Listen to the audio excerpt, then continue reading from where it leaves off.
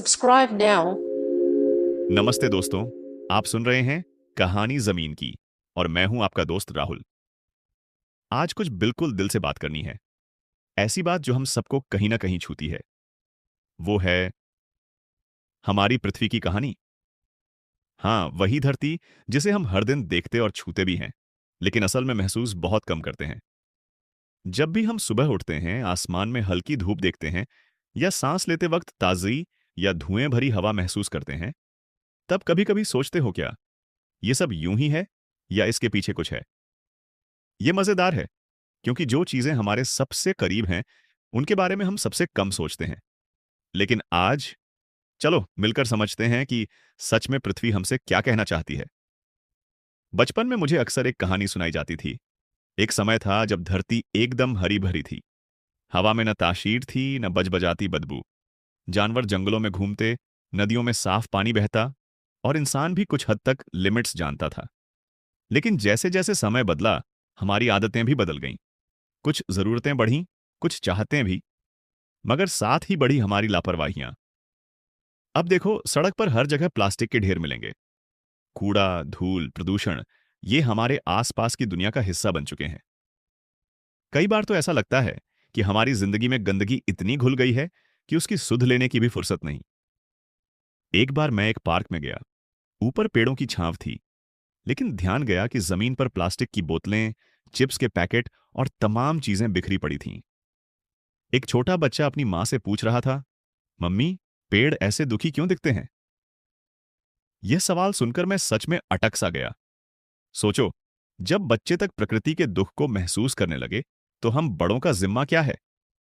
सोचो, इंसान सबसे ज्यादा दोषी है प्रदूषण फैलाने में, चाहे वो घरेलू कचरा हो, जहरीला पानी हो या हवा में फैला धुआं।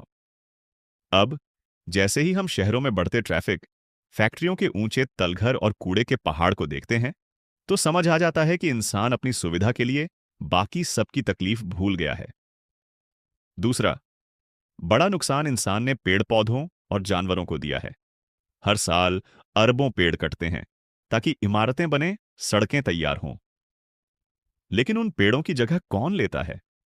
किसी को पता है नहीं, और किसी को फिक्र भी कम है। जंगल छिनते हैं, जानवरों के आशियाने उजड़ते हैं, पक्षियों की चहचहाहट कम होती जाती है।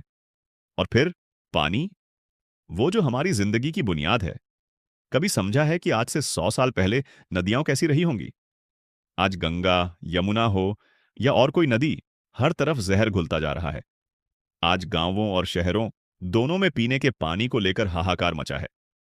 कई जगहों पर तो पानी मिलना भी त्योहार जैसा हो गया है, यानी इतनी मुश्किल से। अब हवा की बारी।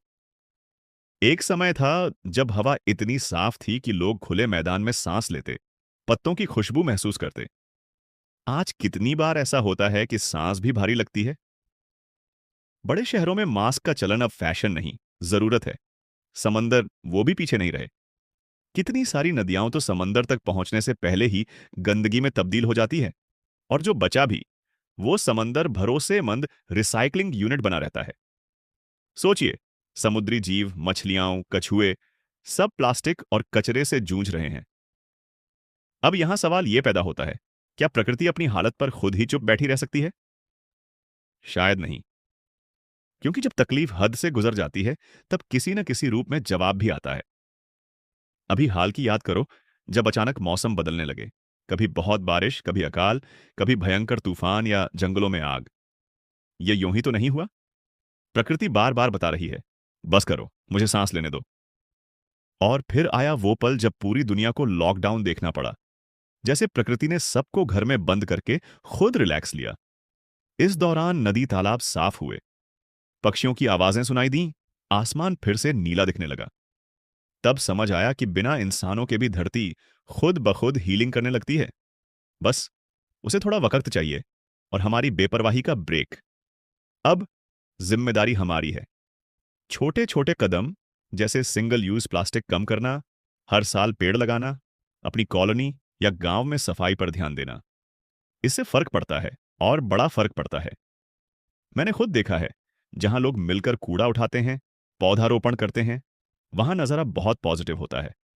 वहां ना बच्चे बीमार रहते हैं, न बड़ों का मन खराब रहता है। मतलब अच्छी प्रकृति अच्छी आदतों से मिलती है, और ये हम सब शुरू कर सकते हैं। अब मुझे लगता है ये सारी बातें हम अखबार, किताबों या इंटरनेट पर पढ़ते रहते हैं, मगर असली बदलाव तब आएगा जब हम ईमानदारी से खुद से सवाल पूछें, क्या मैं धरती को थोड़ी सी राहत दे सकता हूं? हो सकता है एक बार में सब न बदले, लेकिन हर कदम मायने रखता है। एक बोतल कम फेंकना, एक पेड़ लगाना, नल बंद रखना, ये सब छोटे छोटे काम किसी बड़ी कहानी की शुरुआत हो सकते हैं। अब सोचो, अगर इंसानों ने सच में प्रकृति को समझा और बदलाव लाने शुरू किए, तो कैसा लगेगा? शायद वो दिन जल्दी आ जाए जब फिर से हवा में ताजगी हो, नदियां साफ हों, जानवर जंगल में उन्मुक्त घूमें, और हर बच्चा उसकी माँ से ये ना पूछे कि माँ, ये पेड़ दुखी क्यों दिखते हैं। यही उम्मीद है, और यही सच भी है कि सब कुछ हाथ से निकला नहीं है। हमने गलत किया, अब सही करने की जिम्मेदारी भी हमारी है। दोस्तों, आज बस इतना ही। उम्मीद है कि ये कहानी आपके दिल को कहीं ना कहीं टच करेगी और आपको थोड़ी सोच देगी कि हम सबको क्या बदलना है। अगर आपको मेरा पॉडकास्ट पसंद आया हो, तो मेरे चैनल को सब्सक्राइब जरूर करें। अगली बार फिर किसी नई, जरूरी और अपनेपन वाली कहानी के साथ मिलेंगे। तब तक के लिए अपना और पृथ्वी का ख्याल रखें।